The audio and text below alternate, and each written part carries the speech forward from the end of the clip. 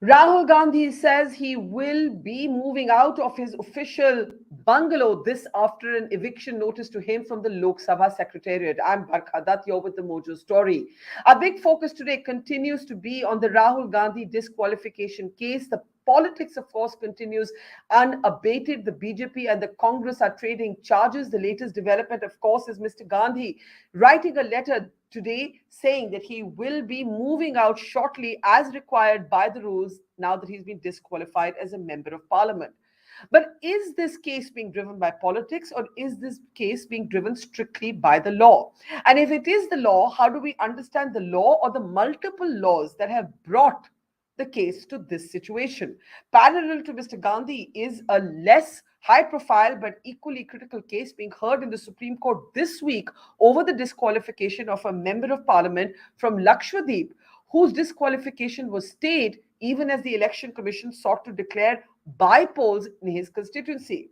The Supreme Court raised a very, very interesting legal question today. It asked the petitioner, is the right to represent a constituency a fundamental right? Now, there's a lot to unpack here in terms of understanding our laws. Let's go across to one of the finest legal minds of the country, our newsmaker on the program today, if we can bring him up, Raju Ramachandran, who's, of course, a senior advocate, as well as I said, one of the finest sort of jurists of our country. It's good to see you, Raju. A pleasure as always. Let me try and ask you a very blunt question. The Congress is blaming the BJP for what has happened. The BJP is turning around and saying, it's the law. Don't complain. It's the law. And indeed, it is the law. It is the Representation of People Act that suggests not just a disqualification, but a possible 8-year barring of Rahul Gandhi unless he's able to again a stay. He may even have to miss the Lok Sabha elections. I'm assuming right now that there is no stay. If there's a stay, of course, everything changes. How do you see this law, and how do you look at its application by the Surat court that convicted Mr. Gandhi in a criminal defamation case for 2 years? Yeah, Barkha, now we are looking at two different laws. One is the Indian Penal Code, Section 499 and 500, under which he was convicted. And the second is the Representation of People Act 1951, where Section 83 kicks in once a 2-year sentence is imposed.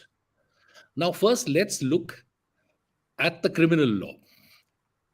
Now, 2 years is the maximum sentence which can be imposed for this offense of defamation. A wide discretion is given to the sentencing judge. It could have just been fine. It could have been a token 1 rupee, like Prashant Bhushan was asked to pay a 1 rupee fine for his alleged contempt. It could have been 100 rupees. The imprisonment could have been till the rising of the court the same day. It could have been for 10 days. It could have been for 15 days. But the magistrate chooses to give the maximum sentence. This is the equivalent of a death sentence in a murder case, rarest of the rare. So like that, you go and give him the maximum sentence. And then once you give him 2 years, the election law, the disqualification provisions come in so smoothly as if the whole thing is tailor-made. Yeah. But I'm when not you saying use, tailor-made yeah, it. but I'm not just yeah, that, tailor-made it. Sentence, the way it comes, yes. no, I was going to pick on that word tailor-made, right? This is a court verdict. Now, Yes. would you describe this as judicial overreach? Would you describe it as a poor application of the law? What is the language you would use to capture what the court in Surat did? We'll come to the disqualification process later because, as you said, it automatically kicks in per the law. So we have to go back to the Surat court's judgment, right? And Yes. and I'm curious to know how you would look at that judgment. Yes. It is not judicial overreach. Definitely not. But it's a poor and pathetic application of the law. Why I say it's not judicial overreach is It's within the jurisdiction of the judge administering the criminal law to convict someone if someone is tried and he, in his or her wisdom, finds the person guilty of the offense. But the poor application of the law is because, on the facts as alleged against Rahul Gandhi, that particular speech giving a particular surname cannot lead to the inference that a caste or a community is being defamed. And in fact, there is no such caste. As someone pointed out, there are Parsi Modis. You have Rusi Modi, you have Pilu Modi. You have Modis in Bihar, Rajasthan. So there's no general caste with that name. So the conviction is open to serious question. And then I said, as I said, this sentencing, the sentence is outlandish.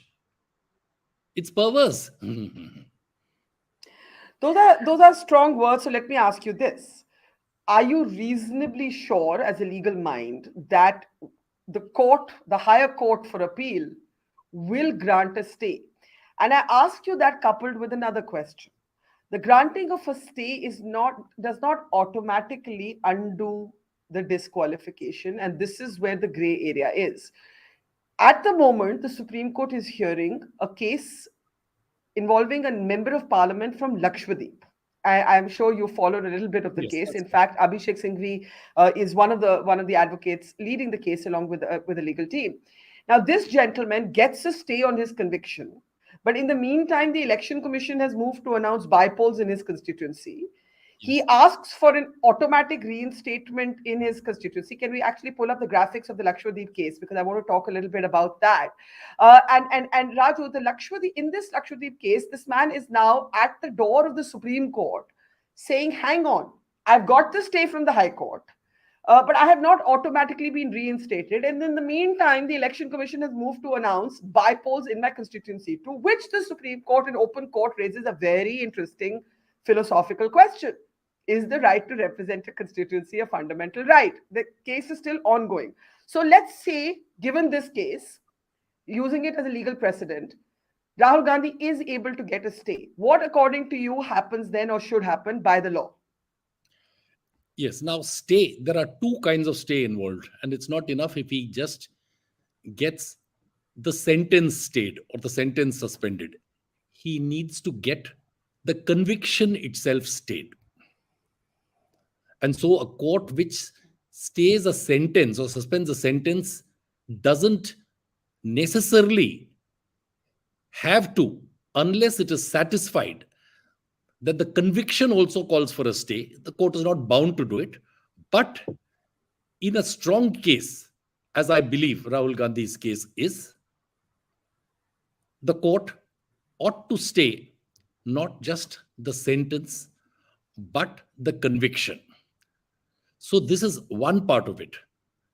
But you rightly gave the example of the Lakshadweep MP. Now, why is it that in spite of the stay granted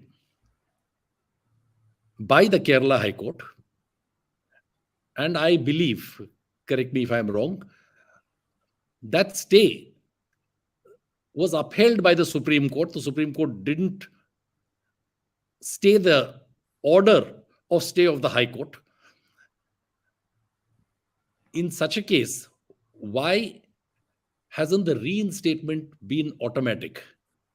This is because the Secretary General of the Lok Sabha, whose power to issue a disqualification notification in the first place is questionable, as has been convincingly argued by Mr. PDT Achari in yesterday's Hindu. Now, he has issued the disqualification notification, and it's for him then to take it back, to rescind that notification, which he has not done. He is taking his own sweet time.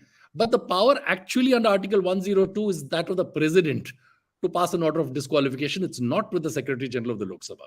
There's one more complication, which is the election commission. The election commission, goes ahead and announces in the Lakshmadeep case by That's right. polls.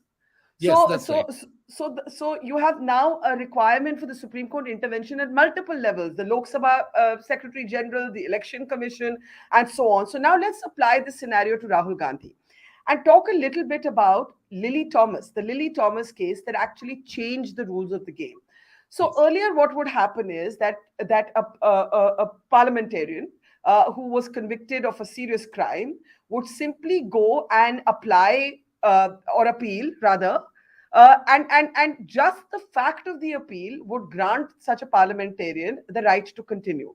Lily Thomas went to the court not once but three times, if I'm not wrong, and in the third time gets the court to agree. Tell us, what is this Lily Thomas case and how it's changed the rules of the game? Yes, the Lily Thomas case, the one which we are talking about now, which is the judgment of 2013, strikes down Section 8(4) of the Representation of People Act, which gave that window to elected members to approach the court. Now, the court struck that down as unconstitutional, saying that you can't draw a distinction or make a classification between those who are mere candidates who get disqualified and those who are elected and then get disqualified. Both fall in the same category, same class constitutionally. I think that the judgment is clearly wrong. An elected member definitely falls in a distinct category because he or she is then representing So the people in you're the saying house. you're saying the Supreme Court judgment in the Lily Thomas case was wrong, was faulty. Was absolutely wrong,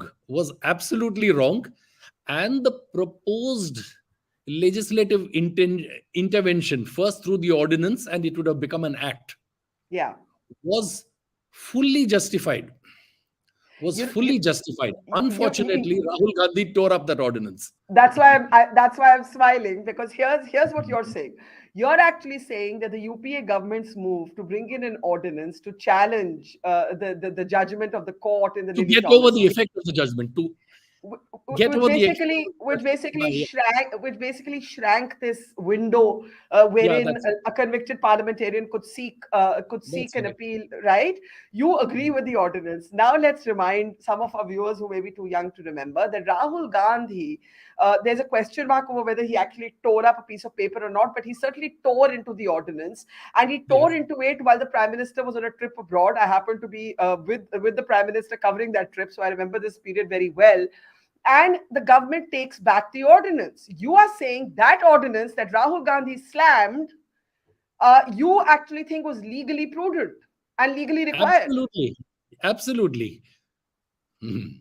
Well, many ironies of politics. So now, legally speaking, strictly from a legal point of view, what do you see happening? What do I see happening?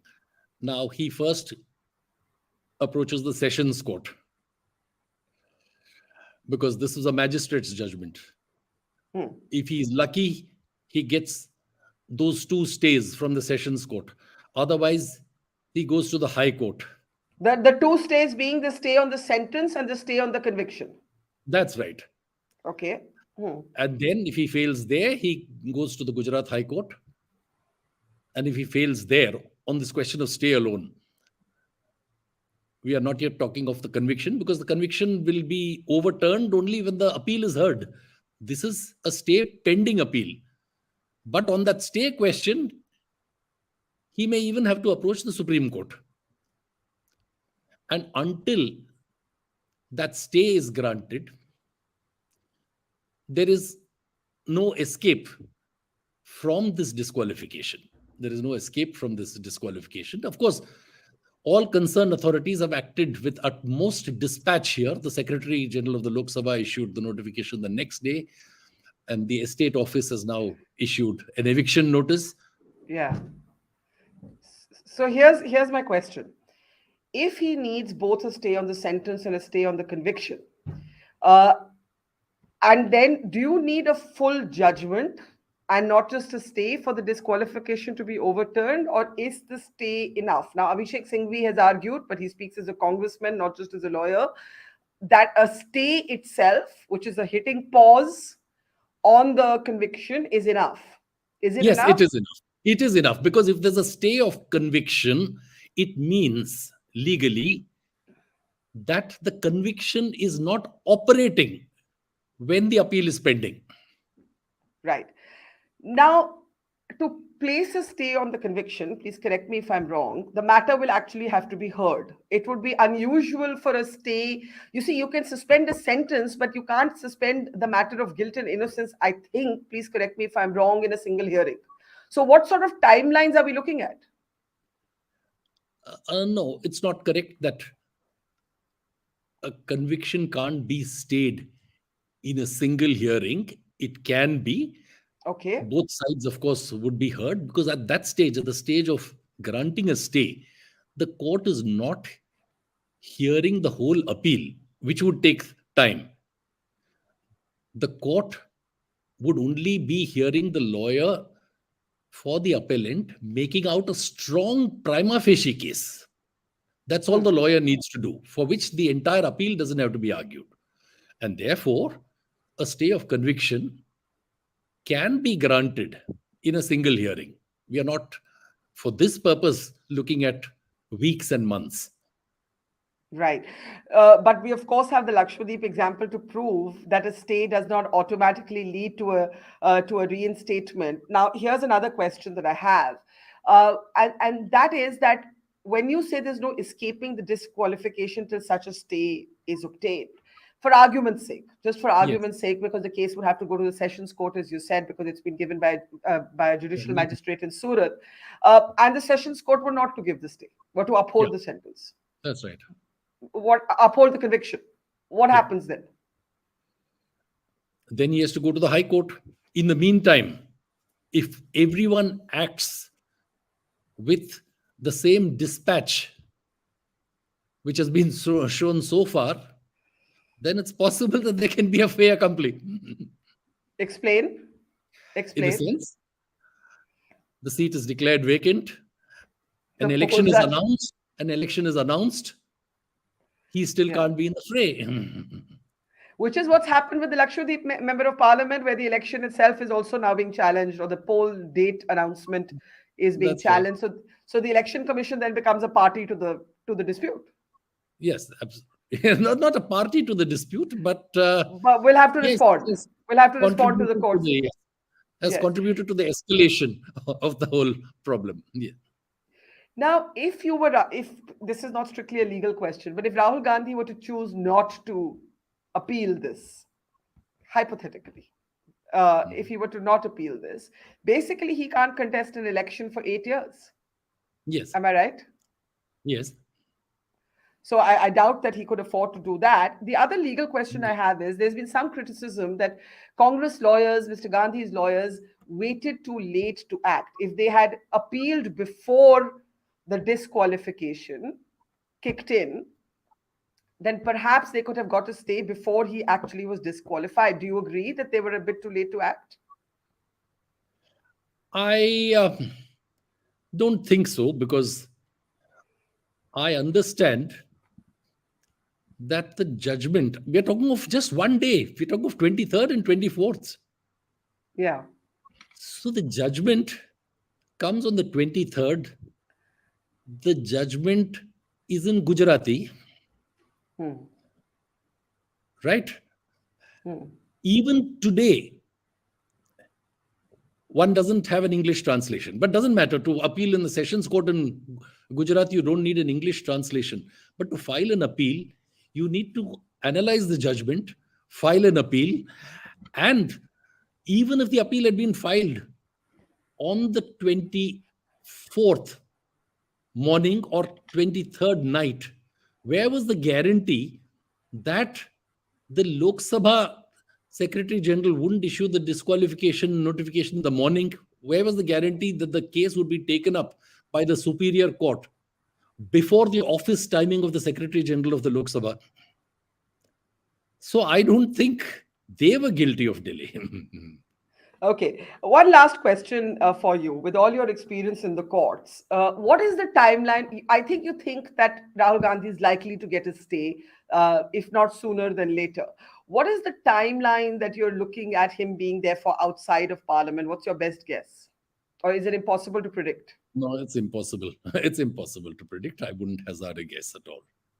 Is there anything else as a legal mind that leaps out at you? A law that needs looking at? You're obviously saying the Lily Thomas case you believe needs a relook. You're obviously saying that. Yes. I wanted to mention something which you raised a little earlier, or you focused on, the Supreme Court's observation or the question, is it a fundamental right? Now, that doesn't matter. It's a statutory right. It's a statutory right once you've been elected under the Representation of People Act. Then you have statutory rights as an MP to represent your constituency. So whether it's a fundamental right or not doesn't matter. Once the act gives you a right, once you're elected, then you have a right under the Constitution without it being a fundamental right. You have a right as an MP to participate in the proceedings of Parliament. That's enough. It doesn't have to be a fundamental right under Article 19 or under Article 15. And Fair therefore, enough. Yeah. Yes. Therefore, he has every right to approach the court and ask that, consequent upon this stay, that notification of disqualification needs to be rescinded. Yeah. Now, I want to go back to something you said in conclusion. You said that the Supreme Court's judgment in the Lily Thomas case was flawed and that the ordinance was legitimate. The ordinance was seen to be brought in by the then UPA government primarily to protect Lalu Prasad Yadav. As it so happened, the ordinance was rolled back. Lalu Prasad Yadav could not be protected. To those who would say, Raju, why are you making a case for corrupt, convicted politicians to get a long mile to sort of roll back their convictions on? What would you say? I would say that every convict has a right of appeal. Remember, I represented Ajmal Kasab in the Supreme Court. Surely, a convicted politician also has the right of at least one appeal. Yes, but you represented Kasab because the court believed in due process and asked you to, no? Am I remembering wrong? No, but if someone like him had come to me even otherwise, as a client, as part of my duty as a lawyer, I would have represented an accused. All that I'm saying is that there is a right of appeal which should be available to all. Yeah, but how is the right of appeal being denied? Oh, you're saying effectively by taking away that 3-month window, you are basically leading to a member of parliament losing her or his seat, his representation immediately. That's right. That's right. Without a single right of appeal. That can't be. But surely you expect the courts then to be more judicious in how they convict. Maybe that was the thinking. And because the ordinance at that time seemed designed to protect one ally of the UPA government, namely Lalu Prasad Yadav.